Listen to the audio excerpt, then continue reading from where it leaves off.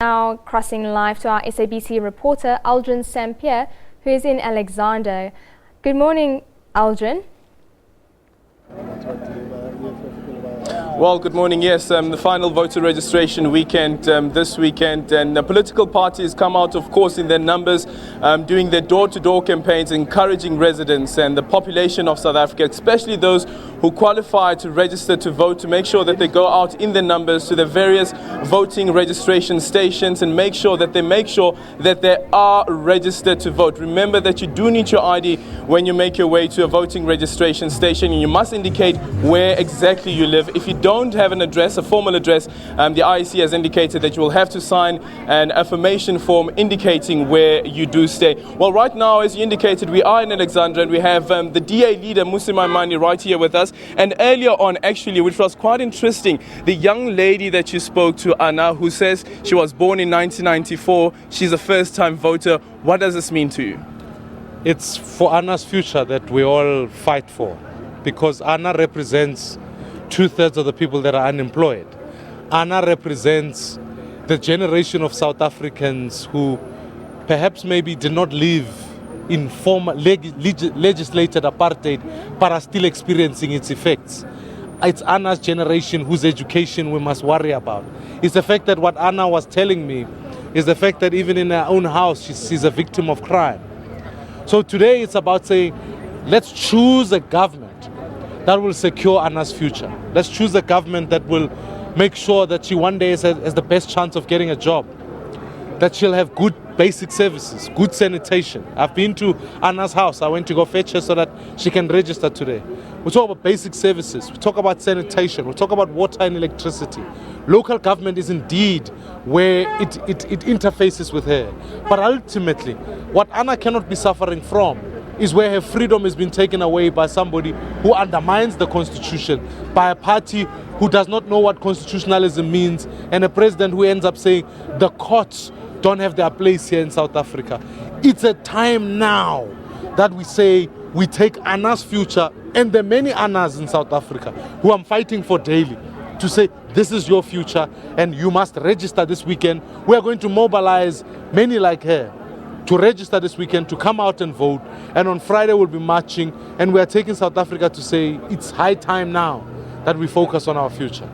Well, this also happens in an interesting time, especially this year after the Constitutional Court ruling against the IEC in the way the Cloakwa municipal by-elections were being handled. And now, of course, the IEC has indicated that they have applied to the Constitutional Court seeking clarity. Well, the issue has been that the IEC has suffered, its reputation has suffered during these processes. From the DA side, what should happen now from the IEC? The IEC must do everything in its power to make sure these elections are free and fair. And by that, what we're saying is, of course, we want to insist that even this weekend, addresses must be verified. We must ensure that over a period of time, the IEC must do every effort to make sure there's accuracy in the voters' roll. So the declarator they are seeking cannot absolve them from that responsibility. Furthermore, we're saying we can't have a compromised voters' roll in 2019. We can't have a compromised voters' roll because it opens up opportunities for opportunistic parties like the ANC, who bus people, who bring food parcels. They are undermining the IEC when you bring people who don't live in a particular area to come and vote. And we are saying, if we want this country's future to succeed, we need an IEC that is working. That's why I've tasked our legal team to appear before the Concourt in the same matter, to say, let's get the IEC understanding that they must work hard to get the appropriate addresses, that we must have a better voters' roll than what we have now, and that elections must be free and fair.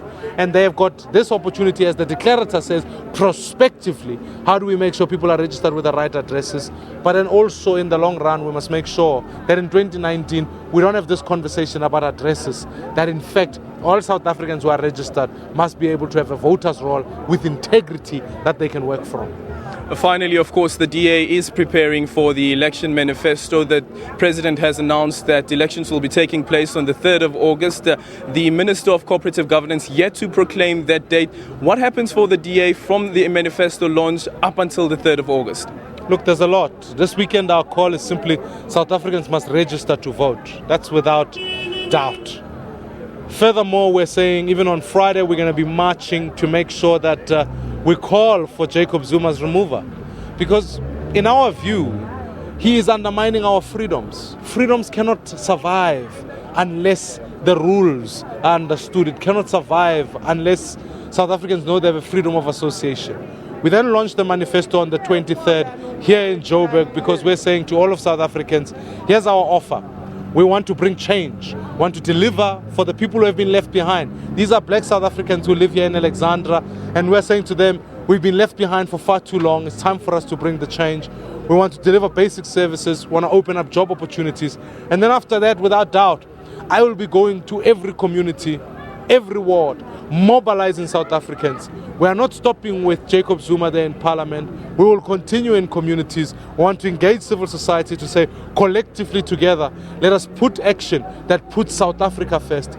And then ultimately we want to make sure that we one day talk about a South Africa that is democratic, in that power can shift from one party to the next. So between now and the 3rd of May, we are going to be in every street, in every corner, in every taxi, in every church, in every synagogue, in every mosque, saying to the people of this country, together, let us work together to build that South Africa that we all want, and we must put South Africa first.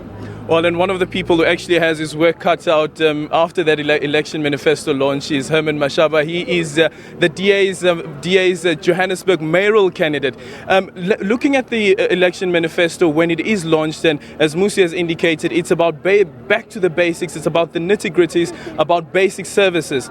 What do you make of the handling of the city of Joburg, the situation right now that the city of Joburg residents are facing when it comes to waste collection? Well, I think it's actually really quite unfortunate that we can really live in a city where we're unable to clean. I think really cleaning and really providing services to our people, you don't really have to really be an engineer.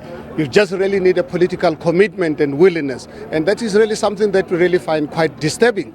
I think for us as the DA and my team, we've realized the reason why this strike is continuing and continuing without the mayor doing something about it is the relationship between COSATU and government. When you have someone which is part of government actually going on strike and government really not doing something about it, that really says something to South Africa. That we have a government that is actually on strike against the people of Johannesburg. It's not SAMU, it's not COSATU. It is the government of South Africa, government of ANC, that is today on strike against the people of Johannesburg. And I think it's up to people of Johannesburg to really effect change. You can have the government and the city that runs this in the interest of the people of Johannesburg, not because of COSATU, not because of ANC or anybody else. So I believe we're calling on people of Johannesburg that this cannot really continue, because this whole mess, the filthiness in our city, it's really presenting very serious health risk to our nation. So the sooner we really bring that change, the better. But we're excited with what we've just really experienced. People of South Africa saying we're going to effect change and we're going to do it through the ballot box. So the 3rd of August is going to really be a defining moment for the future of the city. And I think for us as DA Johannesburg, we're really quite excited with this opportunity that we can really bring change to this beautiful city of ours.